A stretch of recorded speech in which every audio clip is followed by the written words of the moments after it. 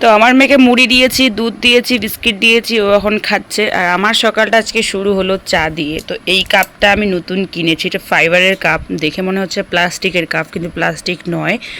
তো দুধের একবারে গাইয়ের দুধ দিয়ে সর দিয়ে সুন্দর করে চা করেছি, আর সেই চাটা আমি এখন খাবো দুটো বিস্কিট দিয়ে। আর তোমাদের দাদা এখনই কাজে গেল। Good morning everyone, welcome back to my channel Pompi harvester 100K। তোমরা সকালে কেমন আছো? সকালে খুব ভালো এবং সুস্থ রয়েছে, আমিও মোটামুটি ভালো রয়েছি। তবে একটুখানি শরীরটা খারাপ রয়েছে, কারণ আমার দাঁতের ব্যথা উঠেছে এই সাইডটা, ভীষণ ব্যথা 3-4 দিন থেকে, আজকে একটু বেড়েছে, তো এই কারণেই। তো যাই হোক, চলো দেখতে থাকা পুরো ব্লগটাকে, স্কিপ করো না। আজকে রান্না হয়েছে ভাত, খিচুড়ি রয়েছে সেন্টার থেকে আনা খিচুড়ি, আলু উচ্ছে ভাজা, আর রয়েছে ডাল, পাতলা করে মসুর ডাল। তো এতক্ষণ থেকে শুয়েছিলাম, শরীরটা ভীষণই খারাপ। তারপর ভাবলাম চলো, সকাল থেকে অনেক কিছু কাজ হলো, সেই ইন্ট্রো দিয়েছি, আর কিছু তোমাদের সঙ্গে শেয়ার করা হয়নি। আকাশটা ভীষণ লেভেলের খারাপ, ছাগল সব ছাড়া রয়েছে, দেখতে হবে কোন ছাগল কোন জায়গায় গিয়ে আছে। হুটহাট করে মাথায় কিছু চিন্তা আসে, আর সেই কাজ বাজগুলো নিয়েই এখন আমি কাজগুলো যে করব সেটাই তোমাদের সঙ্গে শেয়ার করব।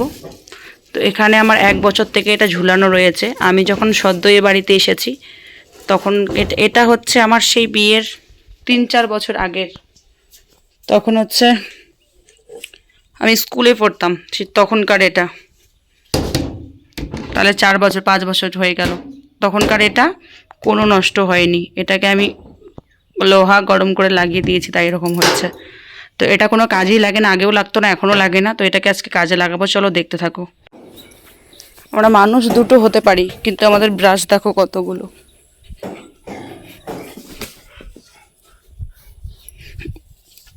আর এখানে রয়েছে আর একটা, তো এটাকে চেঞ্জ করব, চলো দেখতে থাকো পুরো ব্লগটা। মানে আমরা এখানে যাই ওখানে যাই, এই আত্মীয়র বাড়িতে দুদিন গিয়ে থাকি, ওই আত্মীয়র বাড়িতে দুদিন গিয়ে থাকি।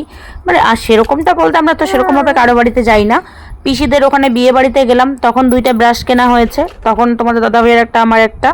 তারপর হচ্ছে বাড়িতে গিয়ে দুদিন করে থাকি, যখনই যাই তখনই 2টা করে ব্রাশ কেনা হয়, যখনই যাই তখনই 2টো করে ব্রাশ কেনা হয়। সব মনে থাকে, ওই কলগেট ব্রাশের কথাটাই মনে থাকে না যে নিয়ে যাব।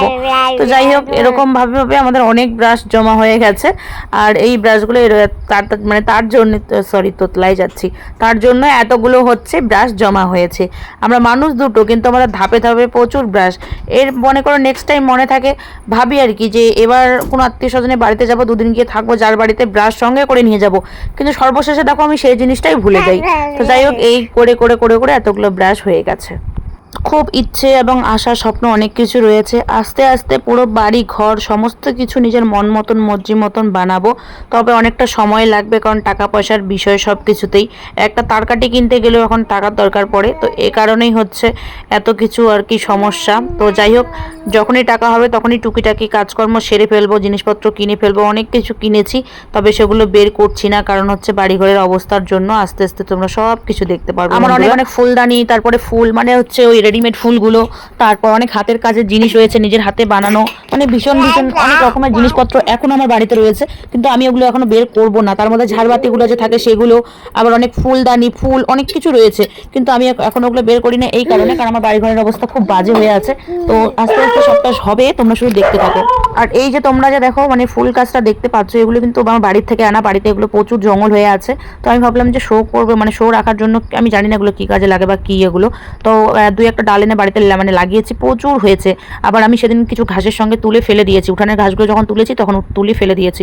তো এখন ভাবলাম যে চলো তো একটুখানি শো করাই যায়, ডেকোরেশন করাই যায়। তারপরে নেক্সট এই ফুলগুলোকে ধরবো।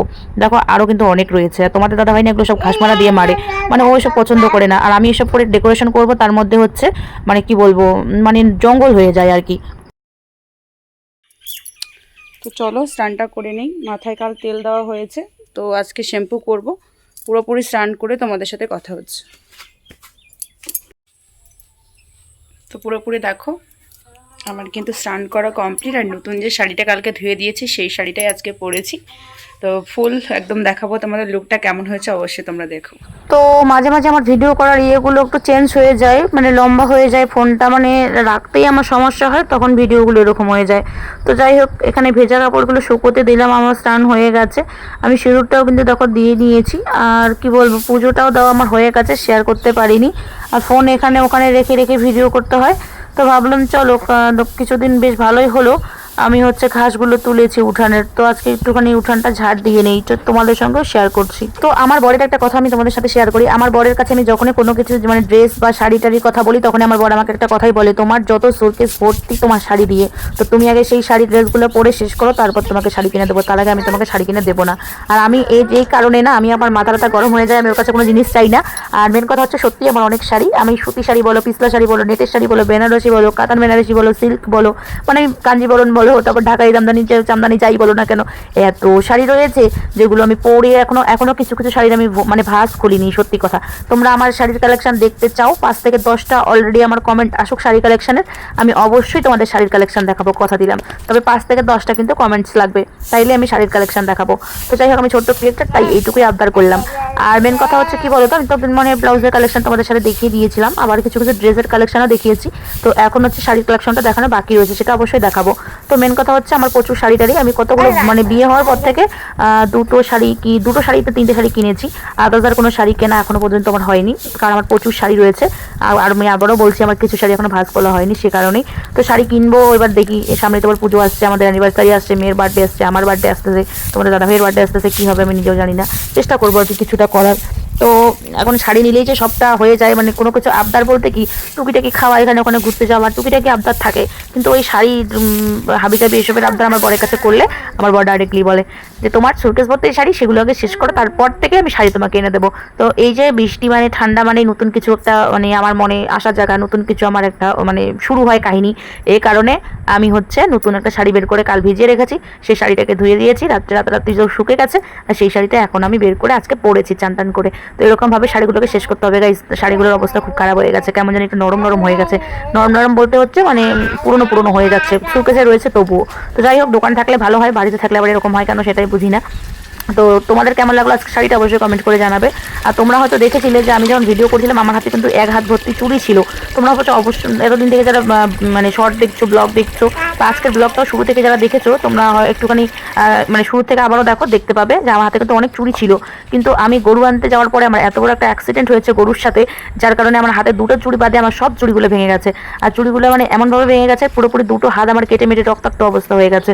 আমি দেখাতে পারবো না, দেখানো গেলে আমি দেখাতে পারতাম, কিন্তু দেখানো তো যাবে না, তো সেই কারণে ব্যাপারটাকে একটু ইগনোর করতে হবে। কিন্তু আমার হাতের 2টো হাতের অবস্থা খুবই খারাপ আজকে।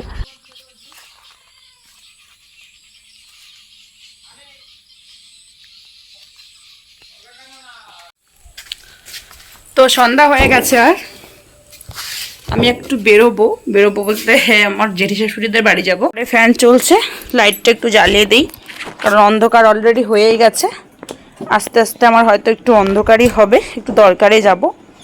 খুব কম বেরোই আমি বাড়ির থেকে, দরকার ছাড়া তো কোনো জায়গাও যাই না, রাস্তাটাও দরকার ছাড়া বেরোই না। তোমাদের সঙ্গে যখন ঝাড় দিলাম তখন তো দেখলে আমার হাতে কতগুলো চুড়ি ছিল, সবুজ চুড়ি, লাল চুড়ি। কিন্তু মেন কথা হচ্ছে, তার আগে আমি ছাগল ঘর ঢুকিয়েছি, ছাগলের বাচ্চা বের হয়ে যাচ্ছে, এগুলোর জন্য না আমার ভীষণ লেভেলের মানে যুদ্ধ করতে হয়।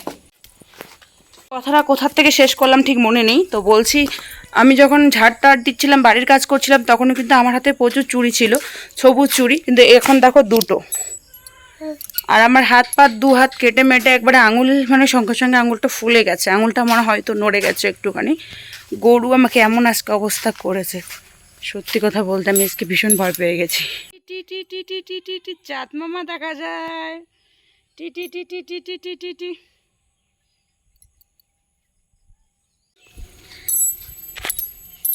আকাশের পরিস্থিতি খুবই সুন্দর। এখন গরু ছাগল টাগল ঘরে দিয়ে বেরোচ্ছি, চলো দেখতে থাকো। বাবা বাজারে গেছে না?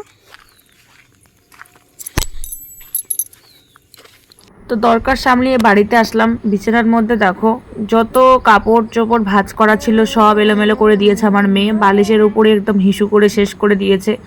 আর তোষক তো পুরো ভিজে একেবারে শেষ হয়ে গেছে। তার কারণ হচ্ছে আমাদের যে বিছানায় প্লাস্টিকটা ছিল তোমরা দেখেছিলে, সেই প্লাস্টিকটা পুরো একেবারে ছিঁড়ে ছিঁড়ে ছিঁড়ে ছিঁড়ে টুকরো টুকরো হয়ে গেছে, মানে সেটা আমার মেয়েই করেছে।